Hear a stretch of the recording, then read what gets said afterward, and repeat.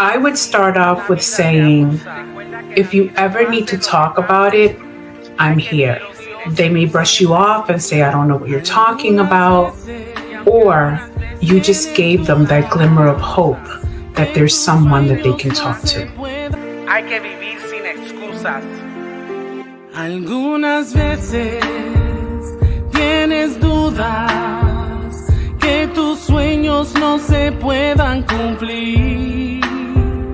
No encuentras la manera ni el camino que puedas seguir. No te demores.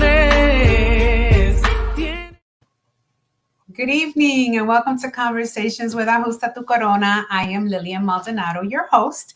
And once again, I have someone that is coming on to tell their story. Just a little bit of a background with Ajusta Tu Corona. We are advocates and we work with survivors of domestic violence. And we're not on here to bang into your head that domestic violence needs to be changed, which I, of course, believe it should.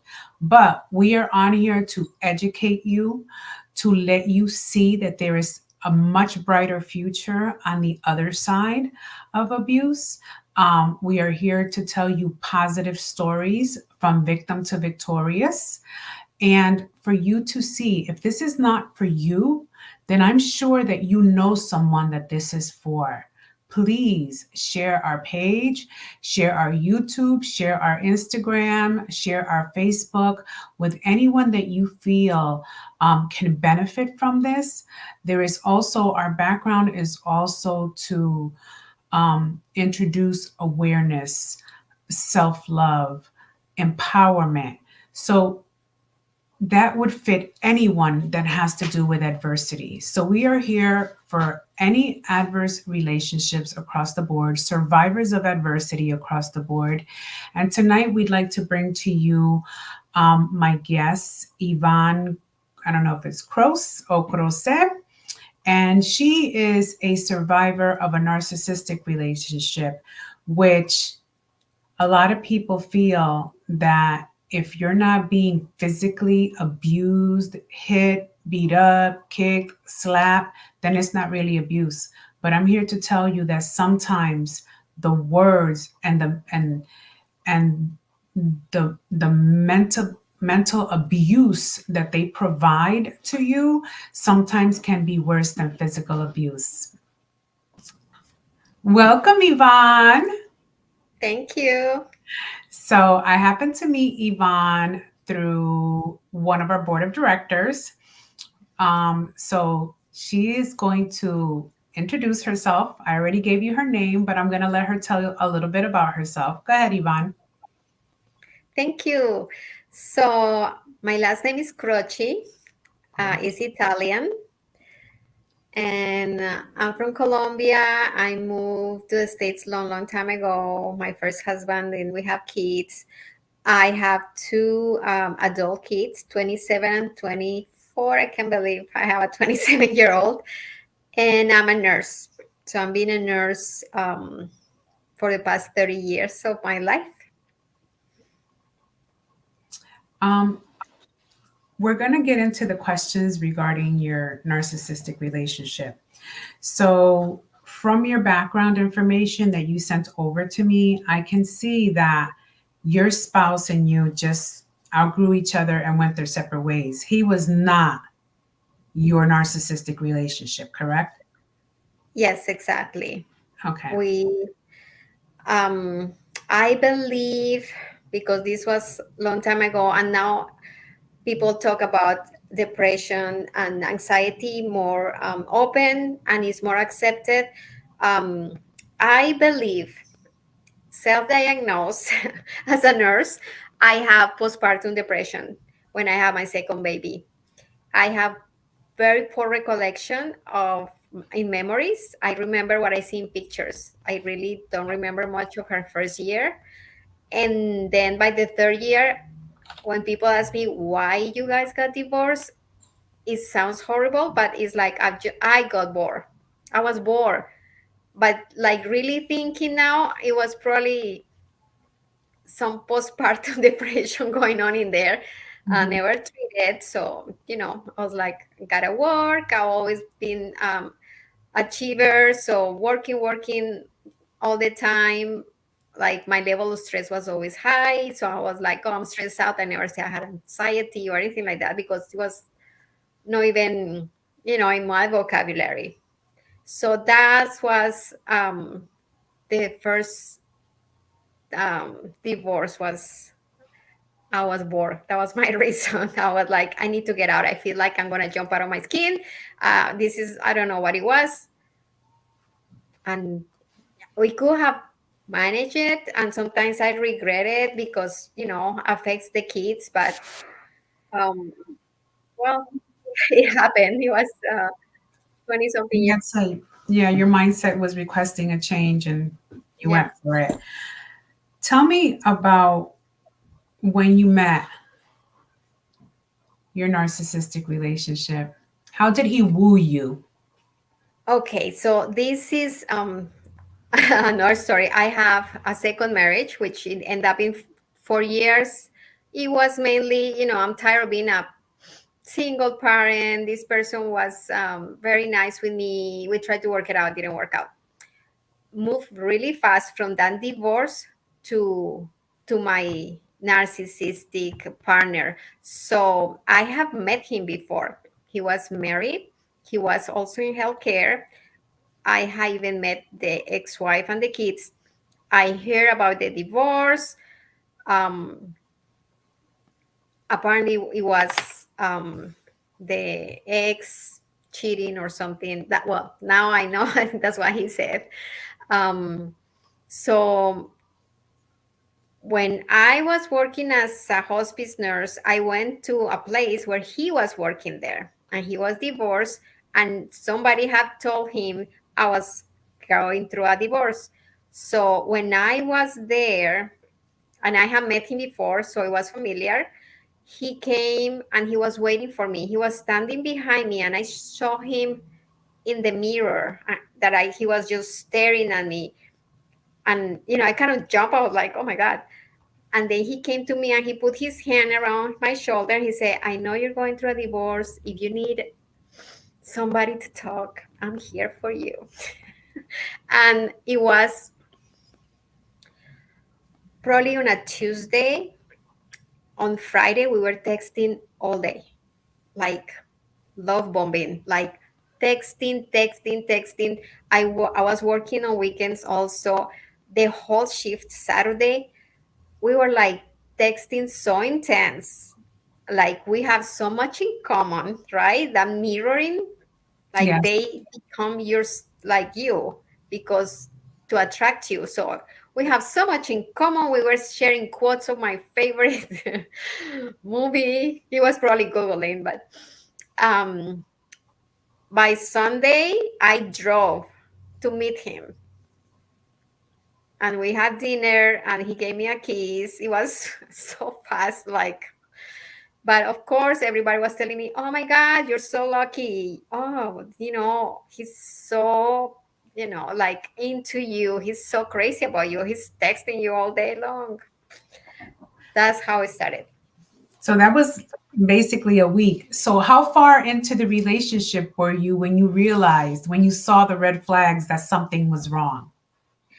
I did, well, I didn't want to see it, but a week later, he invited me over and I went to pick him up. We were going to have dinner somewhere else and then come back to his place. And this is how fast everything was moving, right? So when we came back, there was a car in his driveway. And I was like, I thought it was his ex-wife for some reason. And he's like, no. Go around the corner. So we went around the corner. He's like, that's the lady I was talking before you, but was nothing serious. And she's just obsessed. She doesn't want to let me go. So he came out, he was texting. I wanted to see the text, but I didn't want to be the crazy new girlfriend, like, let me see the text. So I gave him that space and we left to drink something. We came back and she was gone. And I felt so uneasy. I didn't stay over, but I was like, that was kind of weird. But it's that lady's problem. It's not his problem. She's the one that is kind of obsessed and she doesn't want to let him go. So that was the first thing.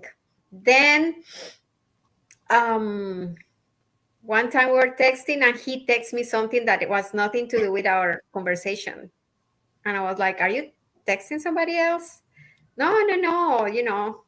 It was little things and you feel it. You feel it in your gut, but I just didn't wanna acknowledge it. I was That's when you start with that cognitive dissonance, right? Like something is not working, but you don't wanna deal with it. You just move forward.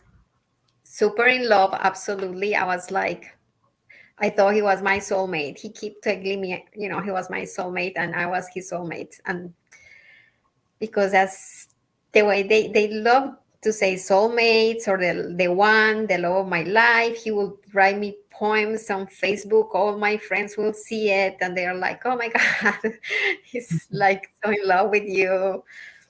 Yeah, the whole show. How far Then, down?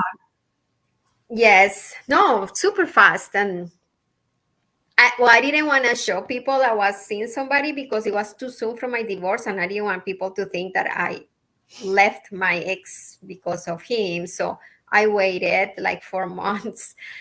But by the 4 months, I had already met his parents and everything. And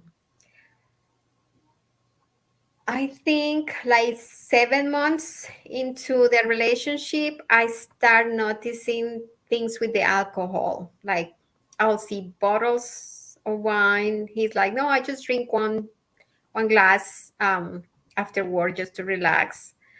And sometimes he will call me with slur speech, and I'm like, do you have issues? Because I don't want to fix people. I have my teenagers. No, no, no, no, no. I'm okay. I'm always like, and he will always talk in the present sense.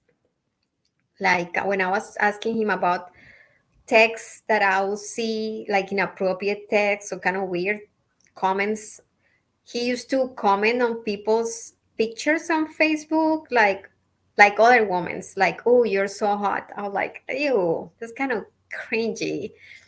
Like, why are you doing that? That's so embarrassing. And now I will not even allow somebody or stay with somebody who's doing that. But it's just weird the way the brain rewires itself for you to just stay in these relationships. Like they're not right, they're not the right person, but you're still believing the dream or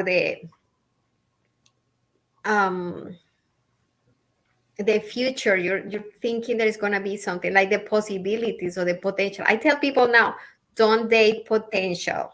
Correct. You have to see what the person right now, what is showing you. Don't, oh, he's gonna be better, he's gonna find a job, he's having a hard time right now with the drink, he's gonna stop drinking. No, that's dating potential or living with potential. Something is not gonna happen. What challenges did you face when you decided to leave him? So I found out about the cheating, and guess what? He was the same lady who was parked in his driveway 7 years before. When that's the same person. He never stopped seeing her. So, from the love bombing within a week, 7 years later, he's still dating the lady from the driveway. So you stayed with him for 7 years. I stayed with him for 7 years. We broke up. One time he told me he got caught with that lady, and he's like, I just started texting her. Like it's been a couple of weeks. It's just my friend. He knows me for so long. And she texts me and she's like, I respect your relationship. We're friends. I know him like 12 years. So she lied for him too. I don't know what was her idea of supporting him, or I don't know. So I'm pretty sure she has some kind of trauma too. So Um, I took him back and we stayed for like a year and a half. And then I found out again he was still cheating with the same lady. I was like, okay. And because I said, this is your last chance, I felt like I had to do it for me. I said, this is your last chance. I have to do it. So I was super angry, very angry. But to remind me that I was angry at the situation, I didn't know if I was angry with me, I was angry with him, or the whole thing. I changed his name on my phone, and I put the angry emoji and like bad words, and that was every time he called, it reminds me I have to stay angry so I don't go back with him. So the whole process was like I just had to make it. I have to stay angry if that's what's gonna take it for now. But it was pretty rough. I have a friend, co-worker. She came a couple of times to stay with me just to make sure I was okay. She was in nurse practitioner school, so she come and do her homework just to keep me company. Weekends were awful. Weekends, the loneliness, it was like the worst. And now I still have problems on weekends. Like if I don't have something to do, I still feel like lonely or something. So the weekends were the worst. And trying not to, like, I lived with my kids at that time, so I didn't want to show the kids the whole drama that was going on in my head. So I have to be normal, act normal, go to work. So my drive to work, cry, go to work, act like everything is okay, drive and cry on my way back home. And then at nighttime, I never had problems sleeping. I didn't sleep for about 3 days straight. It was like reliving the last fight, and I was like, that must be PTSD because it was. I'll start shaking, and I'll try to text him. I'll block him. I'll unblock him. I'll text him and block him on social media. It was 4 months of hell. But I always tell people, just get to therapy. I got to therapy on the first week. I did 5 sessions, then I did life coaching to get me through the holidays because it was September. So I got a life coach to get me through Thanksgiving, Christmas, New Year's. And then in January, I started with a group, a support group for codependency. And that was pretty rough to realize, like, I was normal and he changed my brain, and now I'm a codependent. You Like did all that. the right things, though. You went for It the was it therapy. was a lot of, for people say, oh, but every year you have a word. My word, that was 2018, 2019, my word was forgiveness, but it was forgiveness for myself. That's awesome. So you had a support system. You had a friend that came and sat with you and did her homework with you so she wouldn't leave you alone during the weekdays. You had a Yeah. support system. You didn't want to share with your kids. And you went and seek therapy. Then you went to a life coach and then you went to a group. Like you did all the right things. Can you say, so from the breakup, you had the 4 months of hell. How long in between was the therapy and the group therapy, the codependency group? So I started almost like a week or 2 weeks after the breakup. And on the first session, I was like, yeah, that's what I need. Because on the first session, she said, this is a very toxic relationship. And I was like, that's what I needed to hear from somebody else, right? Because you don't think about it. So I did the 5 sessions. It was once a week or every 2 weeks. I don't remember. Then I stopped because they were like the 5 sessions that you get from work. Yeah. Um, one night I was really having a hard time, and I one of those groups on Facebook. It was like, I don't know, it was a spirituality or something like that with females, and I wrote this long thing, telling my story and how horrible and how bad I feel, and I was tired. I was just tired of feeling horrible, and somebody suggested you should, talk to this lady, very young girl. She's doing a group for the holidays for, breakup and stuff like that. So I contacted her. I was a little bit more expensive that I can afford, but you do take bad financial decisions when you're going through that. But at that point, I was like, I just need help.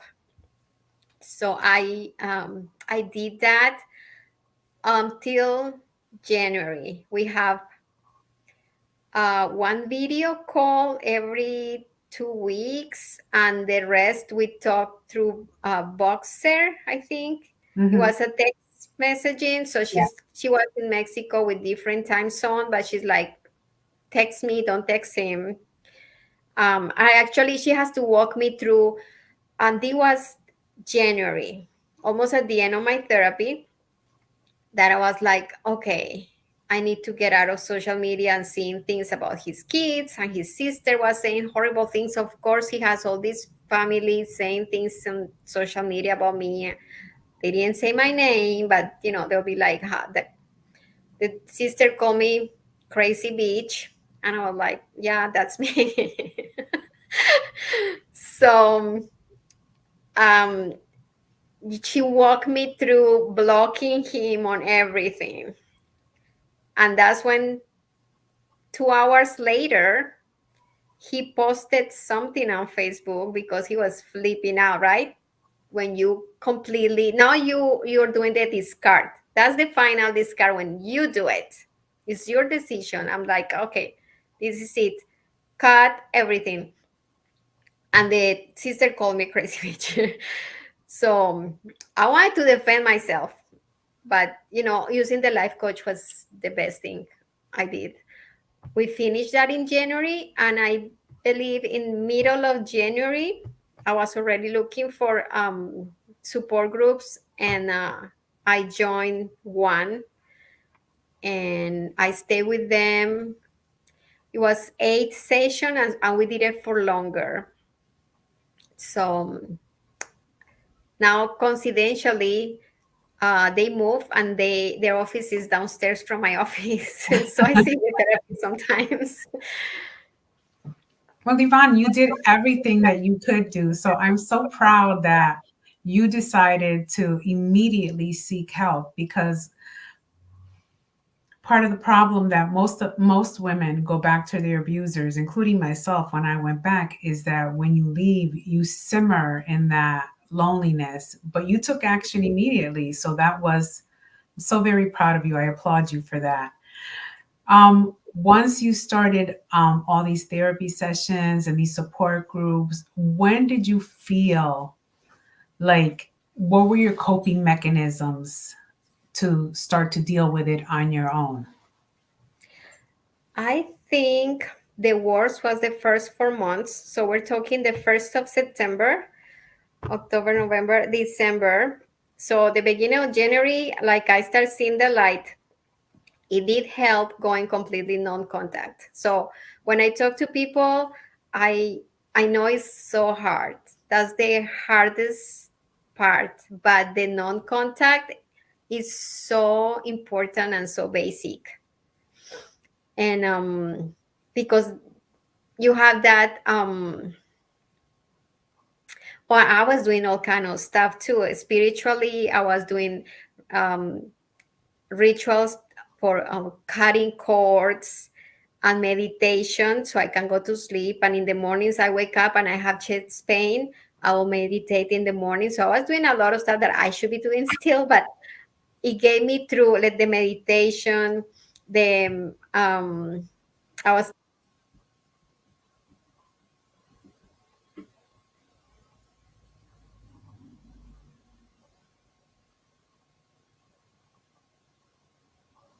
Well, Yvonne froze. Let's see if she comes back.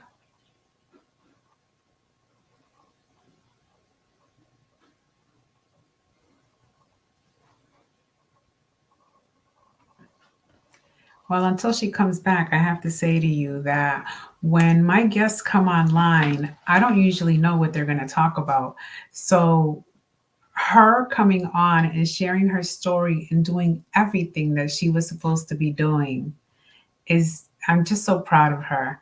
Um, I myself, when I once was over my relationship of infidelity, that is exactly what I had to do. I had to cut all ties with him for 1 year before I was able to be friends with him and co-parent with him. And I can say, and she just sent a message saying that her power flickered at her job. So let me let her know to come back.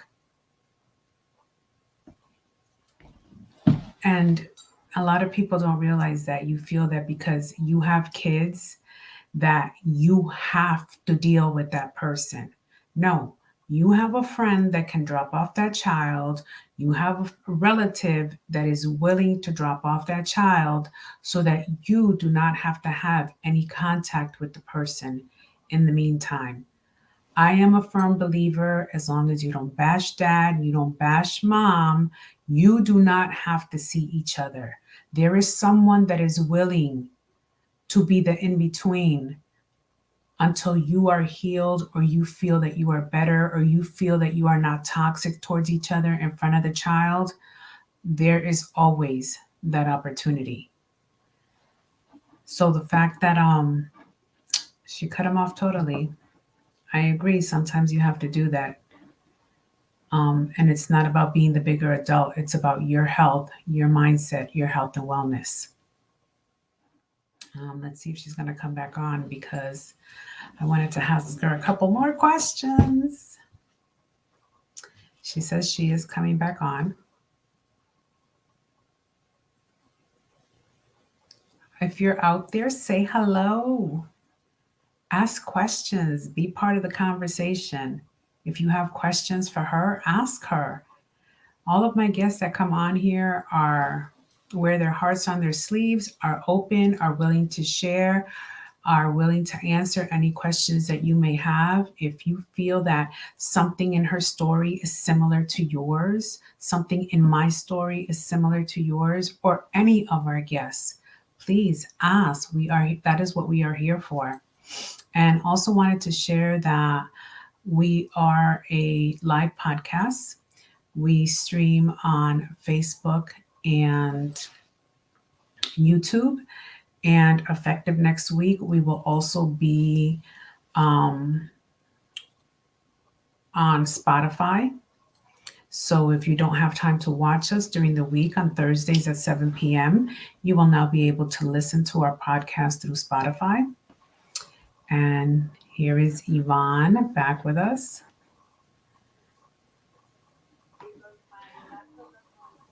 Hi. I can't hear you.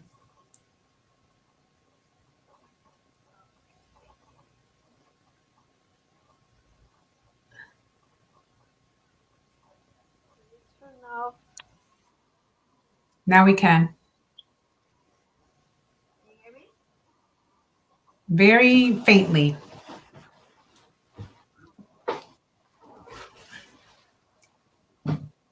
Maybe you need to turn up the microphone volume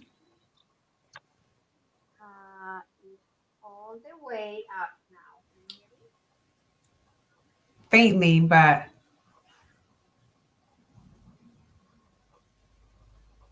so you were saying that you cut all ties with him for 4 months After the 4 months.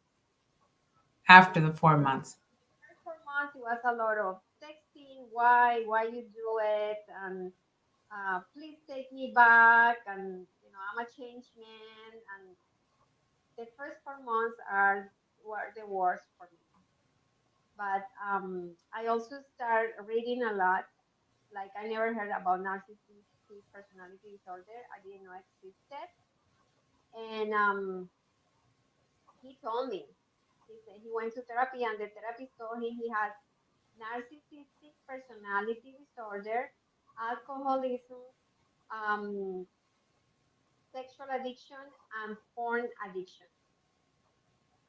He was like, what? Wow.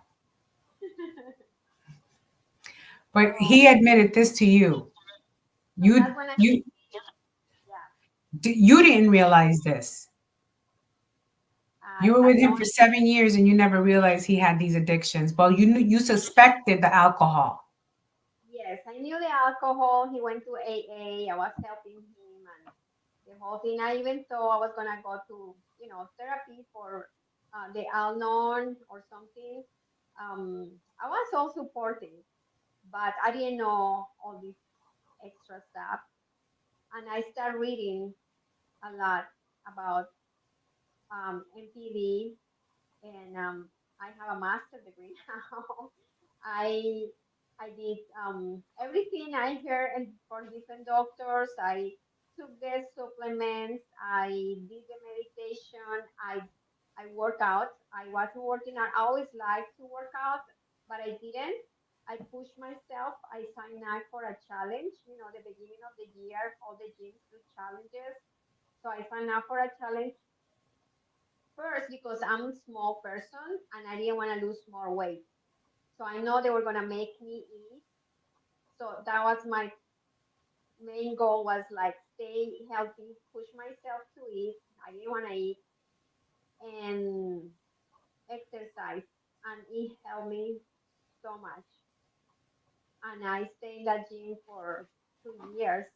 But I was kind of addicted to the gym at one point. Like I couldn't do anything because oh my god, I had to go to the gym. I can't go.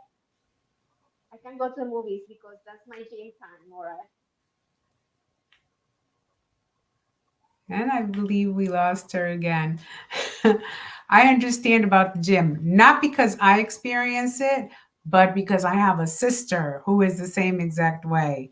She is all about her gym time. There you go. So, one of the things that I noticed is that you said you work at Gentiva Hospice. Now, I had asked you earlier if you had been a hospice nurse, and you advised yes. So, my question is, in working as a hospice nurse and seeing people transitioning, did you feel that that was in any way affected your life or your outlook on life or what you were living through at that moment? at that moment, not. I was just going through the motions. Like I didn't really. I was just trying to like survival mode. That's what I was. But working through hospice, it gave me a different perspective since I started working when I turned 40. I'm on my 50s. Um, about spirituality, and that's why I knew a little bit of meditation and reading specific books.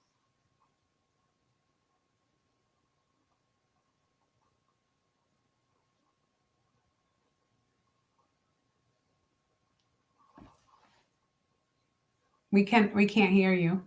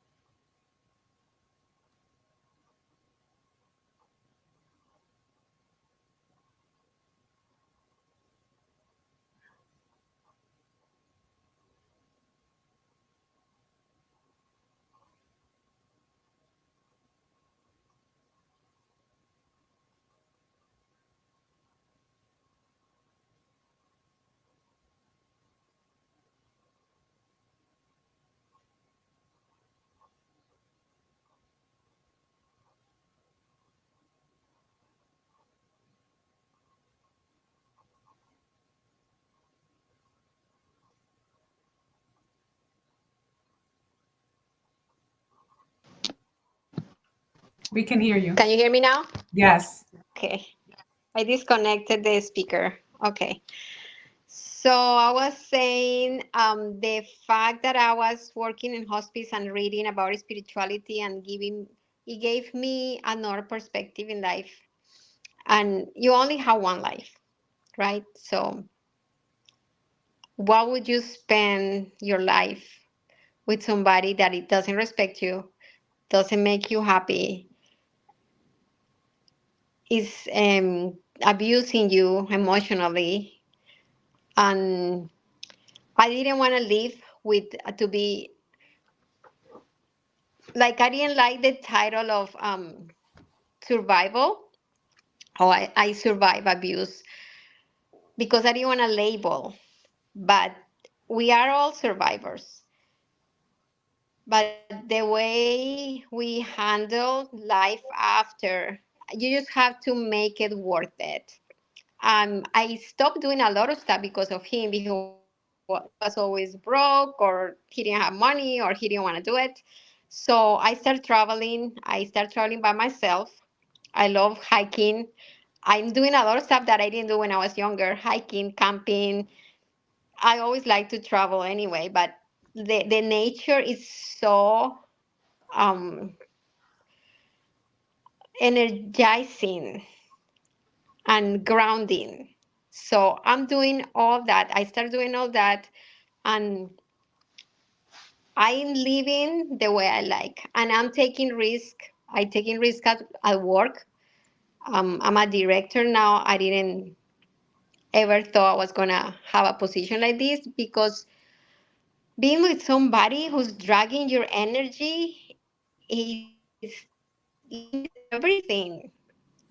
It limits your life, your experiences, your career, your relationships with other people. So yes, being a hospice nurse, it gives you that perspective. Like you only live once, and it's your choice. You can, and we choose to stay with somebody for 7 years for whatever reason. But now, it's my turn. I applaud you. That was beautiful. And I think we're soul sisters in some way because I started very late as well. So I started to travel later in life. I started to enjoy. I live in nature now. I absolutely love it. And I feel that it is grounding. It's my zen. I love to sit outside and just like be in the woods. And I love so that. it's very, I love it. So do you still go to the gym as passionately as you did when you were obsessed with it for 2 years? Are you still passionate about it? I love the gym. I don't go as much because of this new job, and it makes me feel guilty, but I do. And I start doing yoga. So I take sometimes and I do yoga. I did injure my back, or my hip or something is hurting. I don't know if it's the 50s or it's something that I did wrong.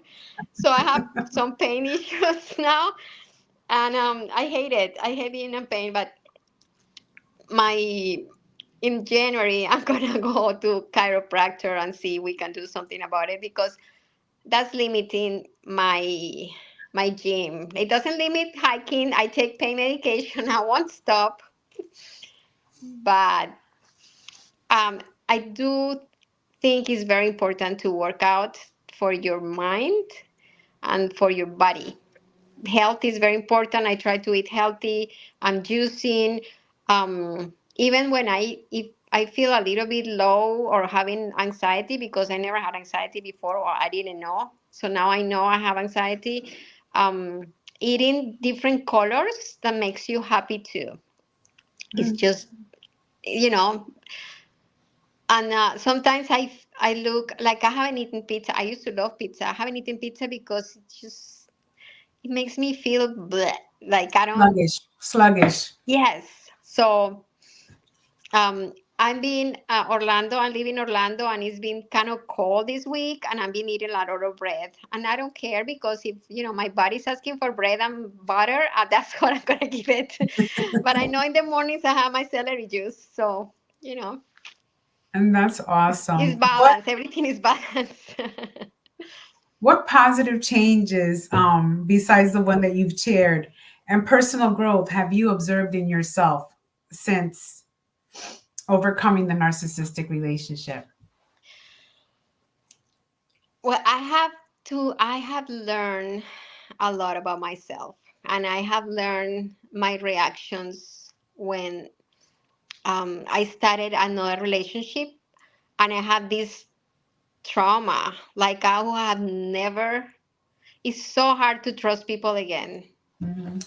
and so I have some. I had to work in some emotional intelligence and communication um, with the other relationship because I was in a fight or flight, and I don't know if that was my whole life or that happened after, but that it was um, just sucking my energy. Like I literally sometimes I couldn't do anything, just thinking, somebody's gonna cheat on me again, or it's just it's hard to go through trauma. It's hard, and I did the work. I did the exercising. I did the supplements. I still do the supplements, and but it's like a lifetime. Yeah, but you're doing all the right things. I'm so excited for you. I applaud you because a Thank lot of you. the times, like, um, people just don't know. They just don't know what to do or what step to take next. But and as far as I'm concerned, you did the right thing. You did everything that you could. And it is hard. It is hard. And anyone that has been in a domestic violence relationship or anyone that has been with a narcissist, um, anyone that has suffered adversity, we are all in the same boat. And everyone is afraid of being cheated on again. Everyone is afraid of being taken advantage of again. So it's just a learning process, and to give yourself the time and give yourself grace. Give yourself the grace, give yourself time to really get to know someone and pray. That's what I say. Yeah. Pray. And be Forgive me. specific. Be specific on your prayers. Yeah. Because I prayed for a specific type of man and I got him, and he's shorter than me, and I didn't expect him to be shorter than me, but you have to be specific. Thank you so much, Yvonne, for joining us. Every time we end our sessions, we always try to end with a positive note. So, what would you say to our audience? A Well, positive message to our audience. my favorite hashtag is "It gets better." I use it on a lot of my pictures. It gets better. You just have to get through those 4 months. It's gonna be hell, but you're gonna make it. We all have the strength inside, and if you don't feel like you have it, prayer and meditation, you'll find the strength. Wonderful. As always, never forget how amazing you are. Never forget how much you are loved. And never forget how exceptional you are. Ajusta tu corona and keep it moving. Good night, everybody, and thank you for joining us. I'd like to say hi to Milagros and to Richard, who are our guests that just came on and said hello. Good night. Good night. Thank you.